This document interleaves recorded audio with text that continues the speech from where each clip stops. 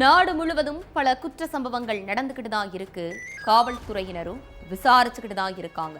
அது மாதிரியான பல குற்ற சம்பவங்களின் தொகுப்பு தான் நிகழ்தகவு.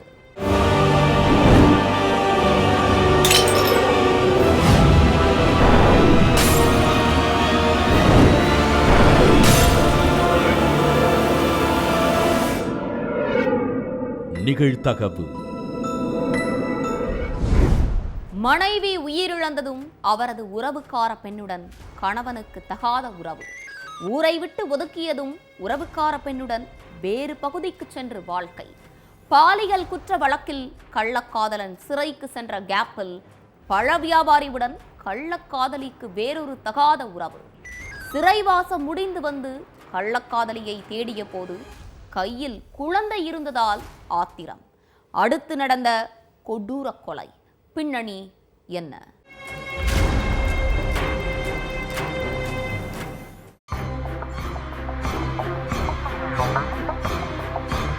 வழக்கம் போல பல வியாபாரத்தை முடிச்சிட்டு நைட்டு 10:30 மணிக்கு வீட்டுக்கு வந்திருக்காரு 63 வயது முதியவர் நடராஜன். அப்போ போதையில தள்ளாடிக்கிட்டே அங்க வந்த ஆண்டிவேல், உங்க மகன் எங்க, வெளியே வர சொல்லுன்னு கேட்டு முதியவர்கிட்ட வாக்குவாதம் பண்ணியிருக்காரு. அப்போ மரியாதையா இடத்தை காலி பண்ணிருன்னு ஆண்டிவேலை முதியவர் நடராஜன் விரட்டி விட்டுருக்காரு. ஆனா அத காதலியே வாங்காத ஆண்டிவேல் சலம்பிக்கிட்டே இருந்ததோட பழ வண்டியில இருந்த இரும்பு சேரை தூக்கி முதியவருடைய மண்டையிலேயே ஓங்கி அடிச்சிருக்கான். அப்போ வலி தாங்க முடியாம அலறின நடராஜன் உடனே தன்னுடைய மகன் பாலமுருகனுக்கு போன் பண்ணி வீட்டுக்கு வர வச்சிருக்காரு. காதலிக்கிட்டே அப்பா பேசினதும் அடிச்சு புடிச்சு ஓடி வந்த பாலமுருகன் ஆக்ரோஷமா நின்றுட்டு இருந்த ஆண்டிவேல் வயிற்றிலேயே கத்தியால சரமாரியா குத்தி இருக்காரு. அதுல அந்த இடத்திலேயே உயிரிழந்துட்டாரு ஆண்டிவேல். இந்த கொலையை பார்த்த அக்கம் பக்கத்துல உள்ளவங்க போலீஸ் ஸ்டேஷனுக்கு போன் பண்ணி தகவல் சொன்னதும் அங்க வந்த காவலர்கள் ஆண்டிவேல் சடலத்தை போஸ்ட்மார்ட்டத்துக்காக தேனி அனுப்பி வச்சதோட பாலமுருகன் கிட்டையும் அவருடைய அப்பா நடராஜன் கிட்டையும் விசாரிச்சிருக்காங்க. அதுலதான் கொலைக்கான காரணமே தெரிய வந்திருக்கு. தேனி மாவட்டம் கரட்டுப்பட்டி கிராமத்தில் உள்ள ஆண்டிவேல் திருட்டு, பாலியல் வழக்குன்னு பல குற்ற சம்பவங்கள்ல ஈடுபட்டு அடிக்கடி சிறைக்கு போயிட்டு வர்றது வழக்கம். இதுக்கிடையில ஆண்டிவேலுடைய மனைவி செல்வராணி உடல்நிலை சரியில்லாம உயிரிழந்துட்டாங்க. அதுக்கு பிறகு மனைவிக்கு தங்கச்சி முறையான ஆனந்தராணி கூட ஆண்டிவேலுக்கு தகாத உறவு ஏற்பட்டிருக்கு. சொந்த பந்தங்கள், ஊர் முக்கியஸ்தர்கள் நிறைய பேர் கண்டிச்சும் காது கொடுத்து கேட்காததால ஆண்டிவேலையும் ஆனந்த ராணியையும் கிராம மக்கள் ஊரை விட்டு ஒதுக்கி வச்சிட்டாங்க. அதுக்கு பிறகு ஜக்கம நாயக்கன்பட்டிக்கு போன 2 பேரும் அங்க ஒரு வீட்டை வாடகைக்கு எடுத்து கணவன் மனைவி மாதிரி சேர்ந்து வாழ்ந்திருக்காங்க. ஆனா இழுத்து வச்ச வழக்கு 1 2 எல்லாத்தையும் சட்டம் சும்மா விடாதுங்கிற மாதிரி பாலியல் குற்ற வழக்குல மீண்டும் சிறைக்கு போயிட்டாரு ஆண்டிவேல். அதனால என்ன செய்யறதுன்னு தெரியாம தனியா இருந்த ஆனந்தராணிக்கு நாயக்கன்பட்டி கீரை கடை பகுதியில் உள்ள பழ வியாபாரி பாலமுருகனோட தகாத உறவு ஏற்பட்டிருக்கு. ஆண்டிவேலை நம்புனா ஆண்டியாதான் போகணும்னு நினைச்ச ஆனந்தராணி சுள்ளக்கரையில வேற வீடு பார்த்து பாலமுருகனோடையே போய் குடும்பம் நடத்த ஆரம்பிச்சிட்டாங்க. அதனால ஒரு பெண் குழந்தையும் பிறந்தது. இதுக்கிடையில கடந்த 15 நாளைக்கு முன்னால ஜெயில இருந்து வெளியே வந்துட்டாரு ஆண்டிவேல். வந்ததும் ஆனந்த ராணியை தேடி ஜக்கம நாயக்கன்பட்டிக்கு போயிருக்கான் ஆண்டிவேல். ஆனா ஆனந்த ராணி இருந்த வீட்டுல வேற யாரோ இருந்திருக்காங்க. அப்பதான் ஆனந்த ராணி பாலமுருகனோட போன விஷயமே ஆண்டிவேலுக்கு தெரிஞ்சிருக்கு. ஆனா பாலமுருகனும் ஆனந்த ராணியும் வாடகைக்கு இருக்கிற வீடு ஆண்டிவேலுவால கண்டுபிடிக்க முடியல. அதனால போடி நாயக்கனூர் ஜீவா நகர்ல உள்ள பாலமுருகனுடைய அப்பா 63 வயசு முதியவரான நடராஜன் வீட்டுக்கு போய் டெய்லி சண்டை போட்டிருக்காரு. பஸ் ஸ்டாண்டு பக்கம் பழக்கடை வச்சிருக்கிற நடராஜன் என் மகன் வீடு எங்க இருக்குன்னு எனக்கு தெரியாதுன்னு சொன்னாலும் அதை காது கொடுத்து கேட்காத ஆண்டிவேல் ஜெயில இருந்து வந்த 15 நாளா தொடர்ந்து முதியவர்கிட்ட மல்லுக்கு நின்று இருக்கான். அப்படிதான் சம்பவத்தன்னைக்கு நைட்டும் நடராஜனுடைய வீட்டுக்கு போய் போதையில சண்டை போட்டு இரும்பு சேரால முதியவருடைய தலையிலேயே அடிச்சிருக்கான். அப்போ வலி தாங்க முடியாம மகனுக்கு போன் பண்ணினதும் அடுத்த கொஞ்ச நேரத்துல அங்க வந்த பாலமுருகன் ஆண்டிவேலை கத்தியால குத்தி கொலை பண்ணியிருக்காரு. நடந்த அத்தனை விஷயத்தையும் வாக்கு மூலமா கொடுத்த பாலமுருகனை போலீசார் கைது பண்ணி சிறையில தள்ளிட்டாங்க. உங்கள் மகளை அடித்து துன்புறுத்துகிறார்கள் என தாய்க்கு வந்த போன் கால். மகளை காப்பாற்றுவதற்காக பதறியடித்துக் கொண்டு ஓடிய போது பேரதிர்ச்சி. ஆசை ஆசையாக பெற்று வளர்த்த மகள் உயிரோடு எரிந்து கொண்டிருந்ததை பார்த்து கதறி துடித்த அப்பாவி தாய். வரதட்சணை வெறியால் கட்டிய மனைவியை தீ வைத்து கொளுத்திய கொடூர கணவன் சிக்கினானா? நடந்தது என்ன?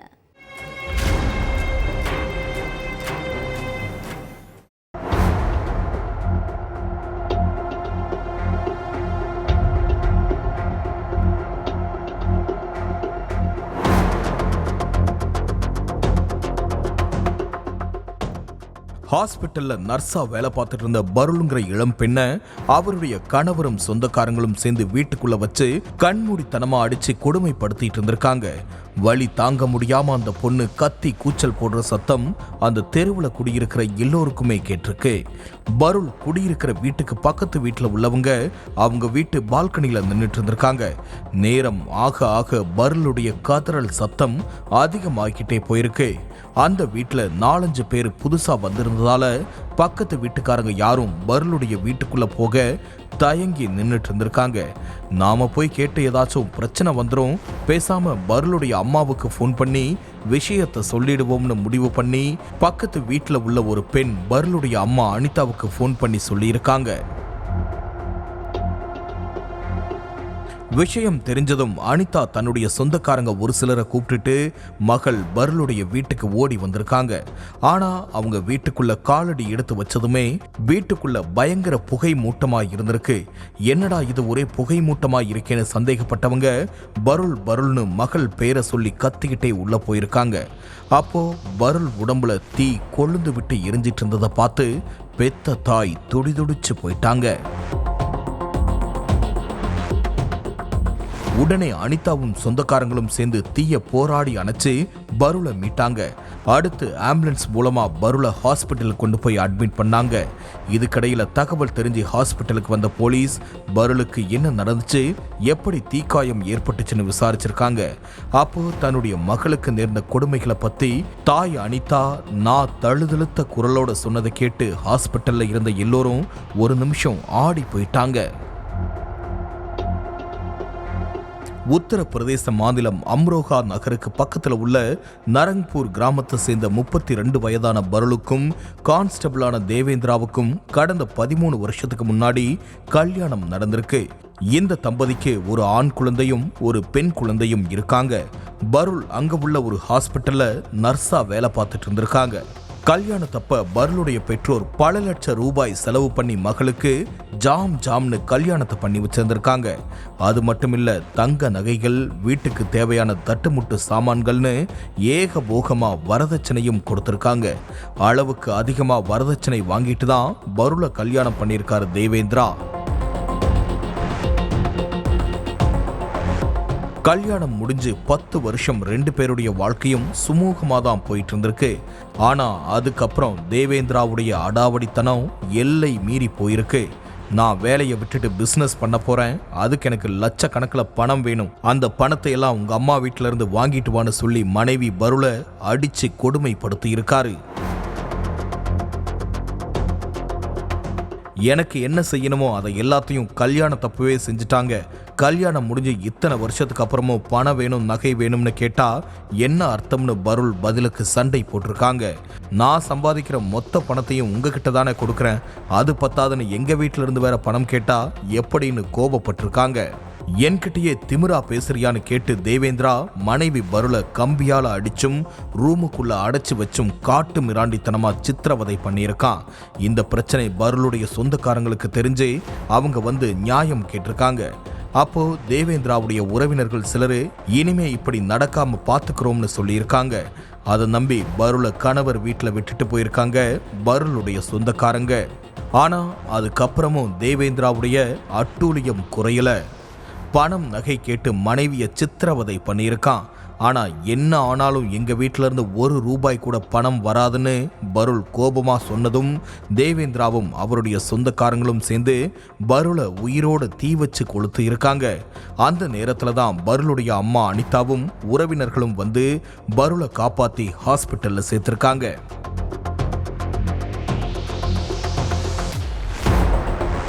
அந்த இளம் பெண்ணை பரிசோதிச்ச மருத்துவர்கள் தீக்காயம் ரொம்ப பலமா இருக்கு, உடனே டெல்லியில உள்ள ஹாஸ்பிட்டலுக்கு கூட்டு போய் ட்ரீட்மெண்ட் பார்த்தாதான் உயிரை காப்பாற்ற முடியும்னு சொல்லியிருக்காங்க. உடனே பருளுடைய பெற்றோரும் உறவினர்களும் பருளை டெல்லியில உள்ள ஹாஸ்பிட்டலுக்கு கூட்டு போய் அட்மிட் பண்ணாங்க. டெல்லி ஹாஸ்பிட்டல்ல உயிருக்கு ஆபத்தான நிலையில பருள் சிகிச்சை பெற்று வராங்க. பருளுடைய அம்மா அனிதா கொடுத்த புகார் அடிப்படையில பருளுடைய கணவர் தேவேந்திரா, மாமியார், அப்புறம் தேவேந்திராவுடைய உறவினர்கள் சோனு, கஜேஷ், ஜிதேந்திரா, சந்தோஷ்னு மொத்தம் 6 பேர் மேல போலீஸ் வழக்கு பதிவு செஞ்சு அவங்கள தேடிட்டு இருக்காங்க. 2 நாளைக்கு முன்னாடி இதே உத்தரப்பிரதேச மாநிலம் நொய்டாவில் வரதட்சணை கேட்டு டார்ச்சர் பண்ணி நிக்கி பாட்டிங்கிற இளம் பெண்ணை அவங்களுடைய கணவரை ஆசிட்டை ஊத்தி தீ வச்சு கொளுத்தின சம்பவம் பெரும் பரபரப்பை ஏற்படுத்துச்சு. இப்போ அதே வரதட்சணை கொடுமையால மனைவி பருள கணவனும் உறவினர்களும் சேர்ந்து தீ வச்சு கொளுத்தி இருக்காங்க. உத்தரப்பிரதேசம் மட்டுமல்ல, நாட்டில் பல்வேறு பகுதிகளில் வரதட்சணை கொடுமைகளும் அதனால அப்பாவி பெண்கள் உயிரிழக்கிறதும் தொடர்ந்து அதிகரிச்சுட்டே போறது பெண் பிள்ளைகளுடைய பெற்றோர் மத்தியில பெரும் அதிர்ச்சியை உண்டாக்கியிருக்கு.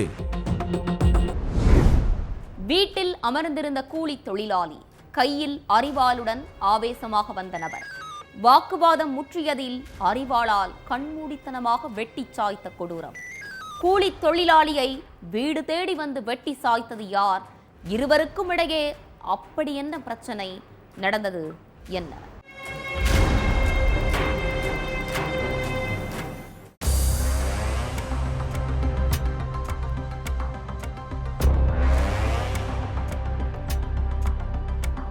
வழக்கம் போல வேலைக்கு போயிட்டு வீட்டுக்கு வந்து உட்கார்ந்திருக்காரு கூலி தொழிலாளி கார்த்திக். அப்போ பக்கத்து ஊரை சேர்ந்த ஒருத்தர் கையில அரிவாளோட ஆவேசமா வந்து கார்த்திக்குடைய வீட்டுக்கு முன்னாடி நின்று சவுண்ட் விட்டுருக்காரு. உடனே கார்த்திக் வெளியே வந்து என்ன ஏதுன்னு கேட்டப்போ, உன் மகனை வெளியே வர சொல்லுன்னு சுதாகர் கோபமா கத்தியிருக்காரு. அவன் வீட்டுல இல்ல, தேவையில்லாம இங்க வந்து பிரச்சனை பண்ணாத, ஒழுங்கா போயிருன்னு கார்த்திக் சொல்ல, உன் மகனை வெட்டி வீசாம இந்த இடத்த விட்டு நகர மாட்டேன்னு சுதாகர் சொல்ல, அந்த இடத்துல பெரும் கலேபரமே ஏற்பட்டிருக்கு. இப்படியே 2 பேருக்கும் இடையில வாக்குவாதம் ஏற்பட்டு அந்த வாக்குவாதம் கை கலப்பாகி இருக்கு. அப்போ கடும் ஆத்திரம் அடைஞ்ச சுதாகர் கையில வச்சிருந்த அரிவாளால கார்த்திக்க சகட்டு மேனிக்கு வெட்டிட்டு, அடுத்த வெட்டு உன் மகனுக்கு தான், என்னைக்கா இருந்தாலும் அவனுக்கு என் கையால தான் சாவுன்னு சொல்லிட்டு அங்கிருந்து தப்பிச்சு போயிட்டாரு. தகவல் தெரிஞ்சு சம்பவ இடத்துக்கு வந்த போலீஸ்காரங்க வெட்டு காயமடைஞ்ச கார்த்திகை மீட்டு வாணியம்பாடி கவர்மெண்ட் ஹாஸ்பிட்டலுக்கு அனுப்பி வச்சாங்க. அதுக்கப்புறம் அவர்கிட்ட நடத்தின விசாரணையில தான் சுதாகர் ஏன் கார்த்திக்குடைய மகனை வெட்டணும்னு வந்தாரு, அவங்களுக்கு அப்படி என்ன பிரச்சனைங்கிற எல்லா கேள்விகளுக்கும் பதில் கிடைச்சிருக்கு.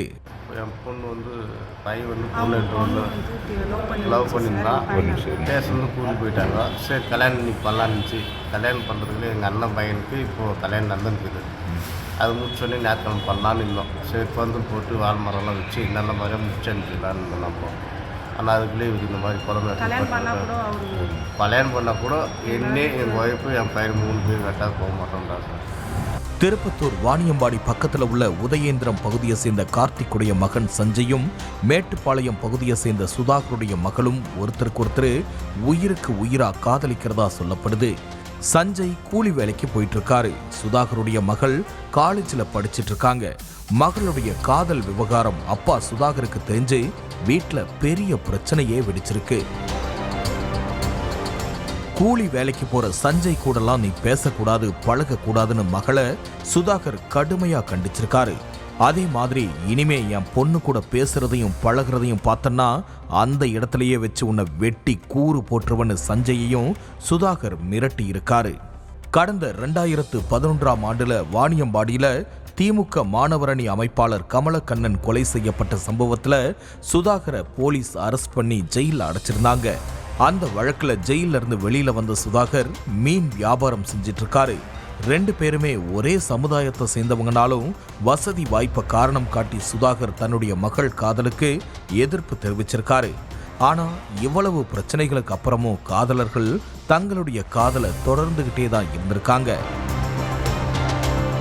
சுதாகர் சஞ்சயை 2-3 முறை கண்டிச்சதுக்கு அப்புறமும் சஞ்சய் சுதாகருடைய மகள் கிட்ட தொடர்ந்து பேசி பழகிட்டு வந்திருக்காரு.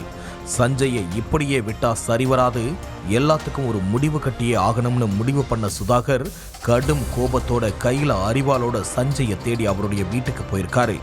அப்போ வீட்டுல சஞ்சய் இல்ல, அவருடைய அப்பா கார்த்திக் மட்டும் இருந்திருக்காரு. கார்த்திக் கிட்ட உன் மகன் எங்கன்னு கேட்டு சுதாகர் தகராறு பண்ண, பதிலுக்கு கார்த்திக்கும் மல்லுக்கட்ட 2 பேருக்கும் பிரச்சனை வந்திருக்கு. அப்பதான் ஆத்திரத்துல சுதாகர் கார்த்திக்க சர மாரியா வெட்டிட்டு தப்பிச்சு போயிட்டாரு. இதுல பலத்த காயமடைஞ்ச கார்த்திக் ஹாஸ்பிட்டல்ல அனுமதிக்கப்பட்டு சிகிச்சை பெற்று வராரு.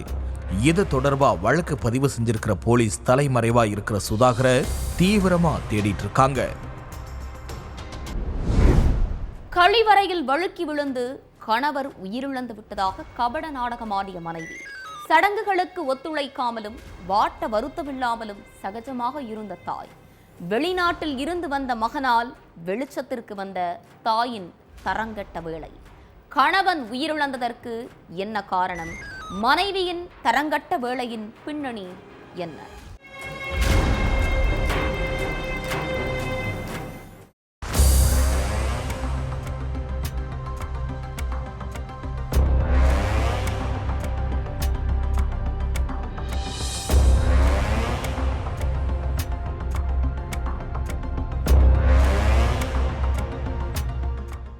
பாத்ரூமுக்கு போன என் கணவர் வலிப்பு வந்து விழுந்துட்டாரேன்னு அழுது கூப்பாடு போட்டிருக்காங்க மனைவி நாகலட்சுமி.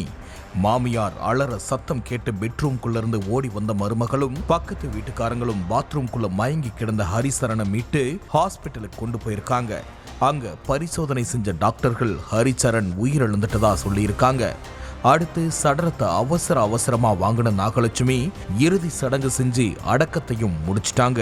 துபாயில இருந்து மகன் வர்ற வரைக்கும் அடக்கத்தை தள்ளி வைக்கலாம்னு உறவினர்கள் சொல்லியும் அதை காது கொடுத்து கேட்கல நாகலட்சுமி.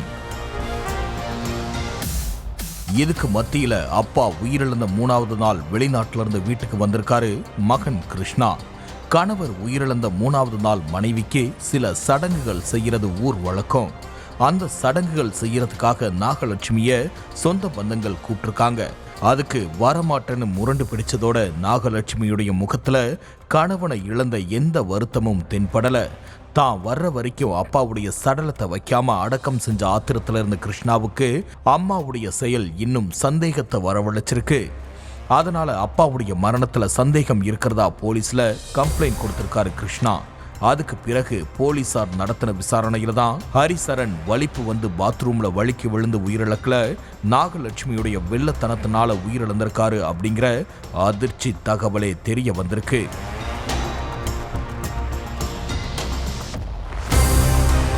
தெலங்கானா மாநிலம் நிர்மல் மாவட்டம் வெல்மல் கிராமத்தில் உள்ள 48 வயசான நாகலட்சுமிக்கும் 50 வயசான ஹரிச்சரனுக்கும் கடந்த 30 வருஷத்துக்கு முன்னாடி கல்யாணம் ஆகியிருக்கு. இந்த தம்பதிக்கு ஒரு மகனும் மகளும் இருக்காங்க. அதுல 28 வயசான மகன் கிருஷ்ணா கல்யாணமாகி மனைவியை தன் வீட்டில் விட்டுட்டு வேலைக்காக துபாய் போயிட்டாரு. அதே மாதிரி 25 வயசான மகளுக்கும் திருமணமாகி கணவர் வீட்டுக்கு போயிட்டாங்க. விவசாயம் பண்ணிட்டு இருந்த கணவர் ஹரிசரன் பெரும்பாலும் வயல்லையே இருந்ததை தனக்கு சாதகமா பயன்படுத்திக்கிட்ட நாகலட்சுமி அதே ஊர்ல உள்ள அங்கம் மகேஷ் அப்படிங்கிறவர் கூட தகாத உறவுல இருந்திருக்காங்க. மகேஷ் கூட நாகலட்சுமி தனிமையில இருந்ததை பார்த்த ஹரிச்சரன் பேரம் பேத்தி எடுக்கிற வயசுல இப்படி ஒரு கேவலமான செயலை செய்யறதுக்கு அசிங்கமா இல்லையான்னு திட்டினதோட இனிமேலாவது ஒழுங்கா இருன்னு கண்டிச்சும் வச்சிருக்காரு. காலம் போன கடைசியில கள்ளக்காதல் மேலையும் கள்ளக்காதலன் மேலையும் இருந்த ஈர்ப்பு கணவன் சொன்ன அறிவுரைகளை எல்லாம் காத்துல பறக்க விட்டுருச்சு. மகேஷ் கூட பேசுறதையும் பழகிறதையும் நாகலட்சுமி நிறுத்தாததால கடுப்பான கணவர் மகன் கிட்டையும் மகள் கிட்டையும் உண்மையை உடைச்சிருவன்னு மிரட்டி இருக்காரு. பிள்ளைகளுக்கு தெரிஞ்சா அசிங்கம்னு நினைச்ச நாகலட்சுமி கணவரை தீர்த்து கட்ட திட்டம் தீட்டியிருக்காங்க. அதுக்கான பிளானையும் கள்ளக்காதலன் கிட்ட சொல்லியிருக்காங்க. அந்த பிளான் படி நைட்டு கணவரும் மருமகளும் தூங்கினதுக்கு பிறகு மகேஷுக்கு ஃபோன் பண்ணி வீட்டுக்கு வர வச்சிருக்காங்க நாகலட்சுமி.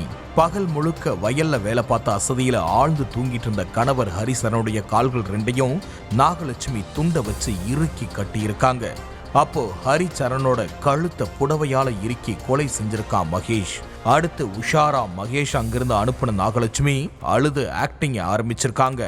அதுக்கு பிறகு ஹாஸ்பிட்டலுக்கு போய் செக் பண்ணப்போ ஹரிச்சரன் உயிரிழந்துட்டதா மருத்துவர்கள் சொன்னதும் சடலத்தை வீட்டுக்கு கொண்டு வந்த நாகலட்சுமி மகன் வர்ற வரைக்கும் காத்திருக்காம அடக்கமும் செஞ்சிருக்காங்க.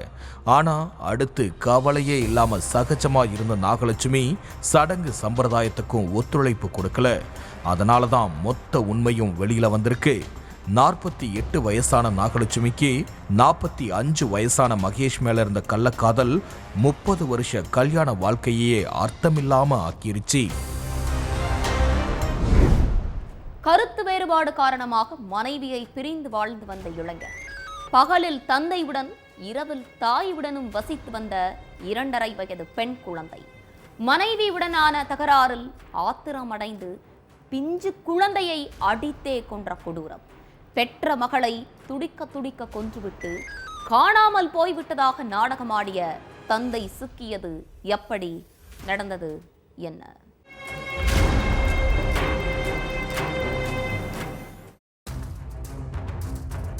வழக்கம் போல தொழிற்சாலைக்கு வேலைக்கு வந்த தொழிலாளி ஒருத்தருக்கு அங்க இருந்து கடுமையான துர்நாற்றம் வீசியிருக்கு.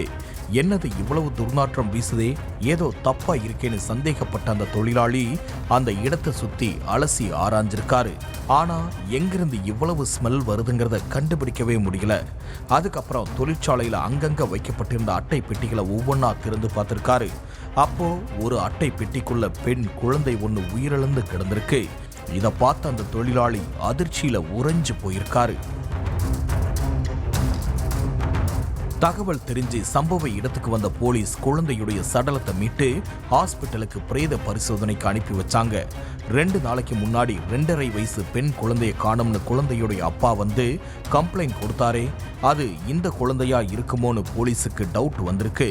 அதுக்கப்புறம் இந்த குழந்தை எப்படி தொழிற்சாலைக்குள்ள வந்துச்சுன்னு அங்க உள்ள தொழிலாளர்கள் கிட்ட போலீஸ் விசாரிச்சாங்க. அதுல ஒரு தொழிலாளி இது எங்க கூட வேலை பார்க்கிற பாண்டி செல்வத்துடைய குழந்தைன்னு போலீஸ் கிட்ட சொல்லி இருக்காரு. அப்பதான் குழந்தைய காணோம்னு சொல்லி கம்ப்ளைண்ட் கொடுத்தவருடைய பேரும் பாண்டி செல்வம் தாங்கிறது போலீஸுக்கு ஞாபகம் வந்திருக்கு. அப்போ அந்த பாண்டி செல்வத்தை பிடிச்சு விசாரிச்சா எல்லா சந்தேகமும் தெளிவாகிரும்னு நினைச்ச போலீஸ் பாண்டி செல்வத்தை கஸ்டடியில எடுத்து விசாரிச்சாங்க. அதுலதான் அந்த கொடூர சம்பவத்தை பத்தி போலீஸுக்கு தெரிய வந்திருக்கு.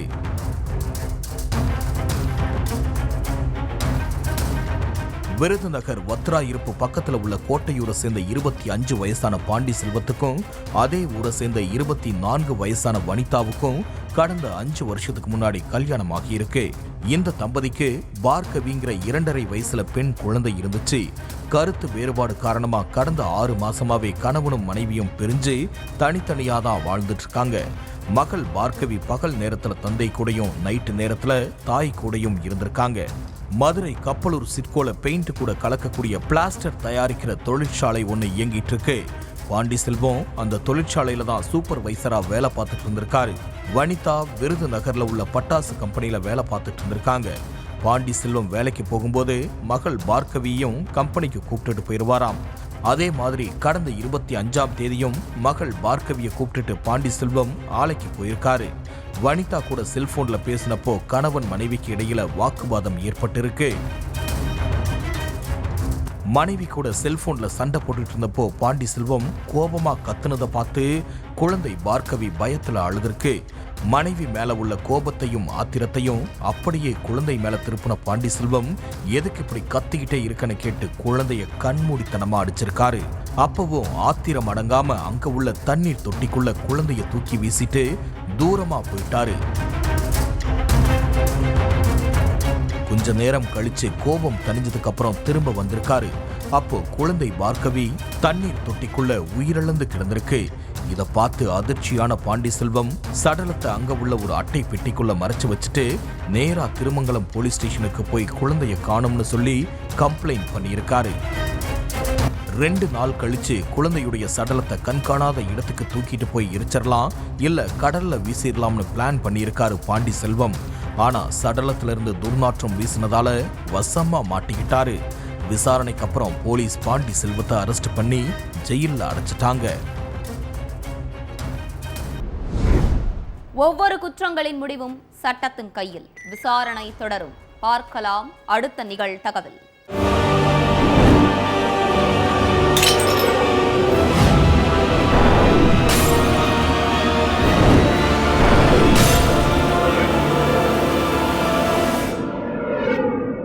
நிகழ்தகவு.